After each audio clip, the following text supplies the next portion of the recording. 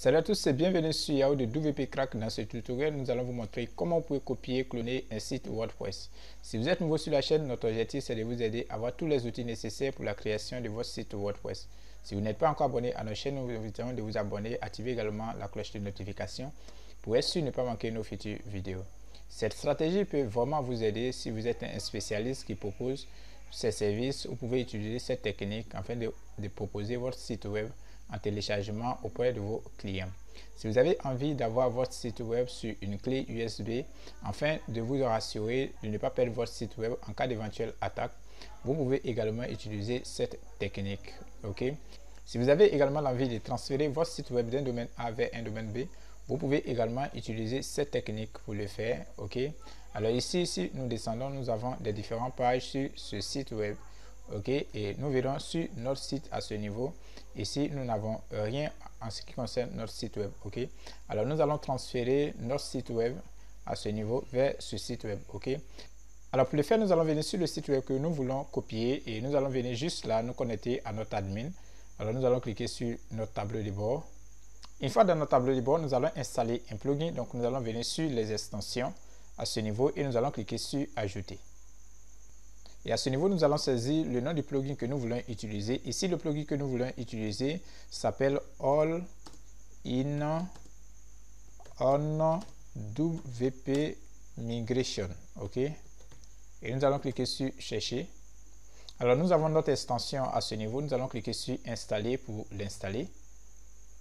Nous allons cliquer sur activer pour l'activer. Alors, une fois l'extension activée, nous pouvons retrouver l'extension juste à ce niveau dans notre admin. Alors, lorsque vous positionnez la souris sur l'extension, vous allez voir juste là, exporter, importer et sauvegarder. Alors, ce que vous allez faire, c'est de venir sur cette partie exporter. Alors, juste là, vous allez voir ajouter. Vous avez juste à ce niveau exporter vers. Alors, vous allez cliquer sur exporter vers.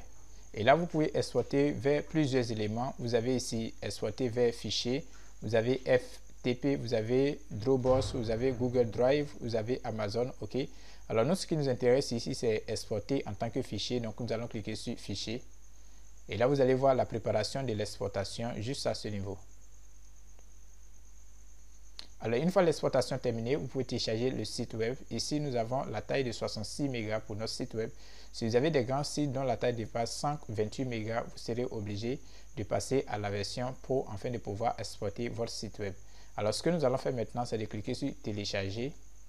Alors, nous allons voir le téléchargement se lancer juste à ce niveau.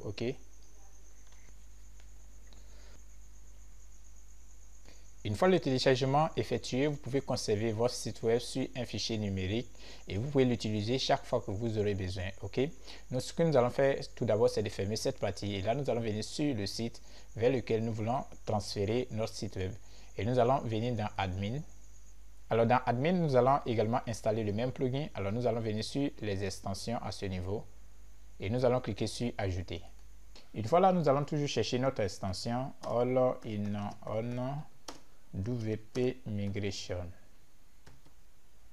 Alors, nous avons l'extension à ce niveau. Nous allons l'installer et nous allons également l'activer. Une fois l'extension installée, nous allons retrouver également l'extension dans notre admin. Cette fois-ci, nous allons venir à ce niveau et cliquer sur importer. Alors, juste là, vous allez voir importer depuis. Nous allons cliquer et vous avez importer fichier, importer URL, importer FTP. Alors, ce que nous allons faire, c'est de venir juste là, importer fichier. Et nous sommes automatiquement orientés vers notre bureau. Nous avons notre site web téléchargé à ce niveau. Nous allons sélectionner et nous allons venir juste là, ouvrir. Et là, maintenant, nous allons attendre le processus d'importation.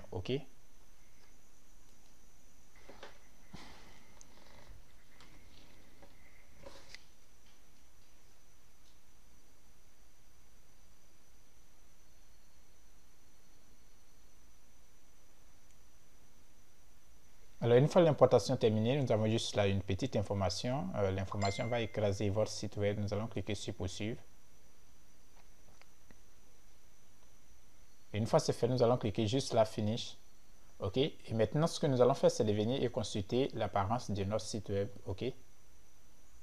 Alors, impressionnant, nous avons notre site web complètement importé à ce niveau. Nous pouvons voir ici les différentes pages se trouvant sur notre site de départ. Et si nous descendons, nous pouvons voir les différentes configurations que nous avons effectuées sur notre site de départ, sur notre site à ce niveau. Ok, c'est vraiment très important. Nous pouvons également utiliser le plugin pour sauvegarder notre site web. Vous pouvez voir juste à ce niveau, sauvegarde. Ok, alors nous sommes à la fin de ce tutoriel. Si toutefois cette vidéo vous a plu, n'hésitez pas à liker, à partager au maximum, cela nous fera énormément plaisir. Si vous n'êtes pas encore abonné à notre chaîne, abonnez-vous pour être sûr de ne pas rater nos futures vidéos. Si toutefois vous avez des questions, n'hésitez pas à les mettre dans la section commentaires, cela nous fera énormément plaisir de vous répondre. Sur ce, nous vous disons à très bientôt pour un nouveau tutoriel.